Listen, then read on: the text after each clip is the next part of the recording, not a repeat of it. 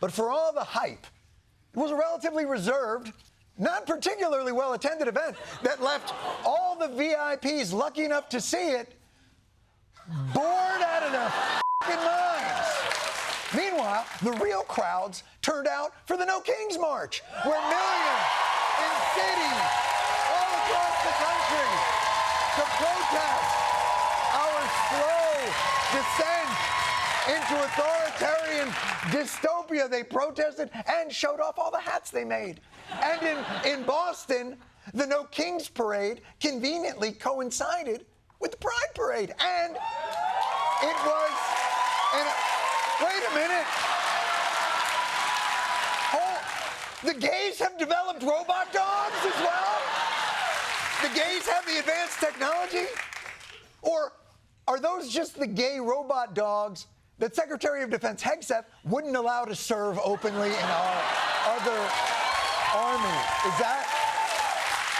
they're not allowed to serve? Well, guess what, Secretary Hegseth? They are serving.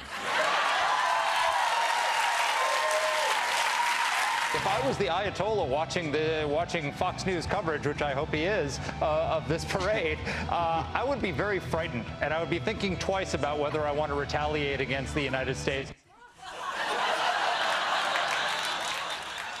The Ayatollah would be frightened. They're waving. Does the Ayatollah know the Americans have obtained jazz hands? Surrender or dance! But as always, reality was no match for President Donald Trump, who set a very specific and low bar of success for his birthday parade. Last night was a tremendous success with a fantastic audience. It was supposed to rain. They gave it a 100% chance of rain, and it didn't rain at all. It was beautiful. Nothing says I just turned 79 like shouting about how the weather forecast was wrong. Are you looking for war or a ceasefire? We're not looking for a ceasefire. I didn't say I was looking for a ceasefire. Oh, okay. He's not looking for a ceasefire. We're looking at better than ceasefire. Oh, great! Yeah, better than a ceasefire. Ceasefire plus. That's great. I hate watching ads. That's wonderful. This is good news. I'm glad you're going to negotiate with Iran. I don't know. I'm not too much in the mood to negotiate. Okay. All right. Not in the mood. Okay. The president's not vibing on negotiations then. So it's war. Because who would negotiate besides you, Mr. President? He's considering sending the vice president to negotiate with the Iranians. You know, I think this is fantastic. JD Vance is a great choice to negotiate. The Iranians will agree to anything to get him the out of there. Trump has had to make some cuts, had to make some really tough decisions. I know Doge cut back on the Department of Education. Cut back. Well done. The EPA. Yeah. Yeah? Absolutely. There's some tough cuts. Cancer research. Cut it. Let's go back to all natural. We don't need to be researching out cancer. We basically have that fixed anyway. Alzheimer's research? Why not? Why not cut the Alzheimer's research? Yeah. What? We're just cool with that. I'm cool with that. Are you excited about all these Doge cuts? Yes, I am, because the government is stealing too much of the money and they're wasting too much of my daggone tax dollars. Oh my God, government wastes so much money. Yes. Oh my God, it's insane what we spend money on. Just foolishness. Well, enjoy the $45 million parade and all the tanks. Yeah, that's a good use of your tax dollar, I think. It's important for America to flex their muscles. So people know that America is generous, America is nice, America is polite, but America can really become badass. Now, just brainstorming here. If we want to show the world that we're generous and nice, wouldn't it help to do like generous and nice things for the world? We are already doing it. USAID, more generous and nice. We let people to take advantage of us left and right. We're showing them that we're kind by taking it away so they see how kind we are. Absolutely, absolutely. How many people live in Iran, by the way? I don't know the population. At all? No, I don't know the population. You don't know the population of the country you seek to topple? How many people live in Iran? 92 million. Oh, damn, Ted Cruz! Are you a pair of $800 Ferragamo boat shoes? Because Tucker Carlson owned you, buddy. If you enjoyed seeing Ted Cruz get metaphorically punched in the face, how would you like to see it again? Why is it relevant whether it's 90 million or 80 million or 100 million? Why is that relevant? Because if you don't know anything about the country... I didn't say I don't know anything about Okay, what's the ethnic mix of Iran?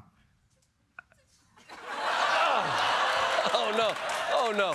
Oh, no. Not ethnic mixes.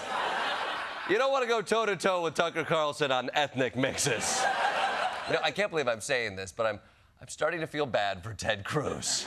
So come on, Ted, you got this. They are Persians and What percent? predominantly Shia. Okay, this is no, cute. it's not Okay. even. You don't know anything about Iran. So Okay, actually, I the am country, not the Tucker Carlson but expert on Iran. You're a who senator says, who's calling okay, for the you're the one who overthrow of the claims, government. You're the and one you who don't know claims anything about the country. No, you don't know anything about the country. This is awesome. You don't know anything. No, you don't know anything. Now, personally, I think it's cool that Trump found a new use for the 50-foot pole that Melania refuses to touch him with. He was clearly having a good time, although he stopped himself from getting too carried away. Let's have a good, they call it a lifting. They also use another word, but I'm not going to use that word. You know what that is? The word, it starts with an E. If I ever used it, I'd be run out of town by you people. All right, so enjoy it. Come on, Donald. You think if you say the word erection, we're gonna all act like children and take it out of context? I mean, come on.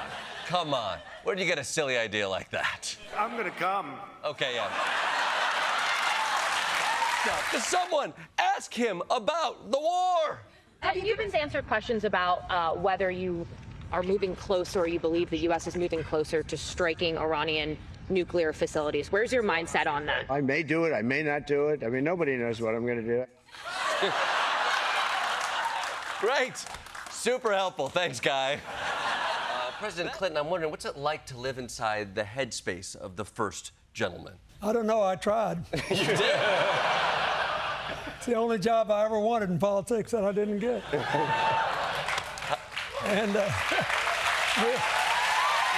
look, it's a book. It's a mystery. So we couldn't write a 30-page thing, but I tried to show that you could make a difference. You could make a change. And we went through these two deep holes, so I don't expect anybody to be able to solve this in 4 years. I didn't expect President Trump to be able to. But you got to follow the first rule. First, if you're in a hole, stop digging. You know, and then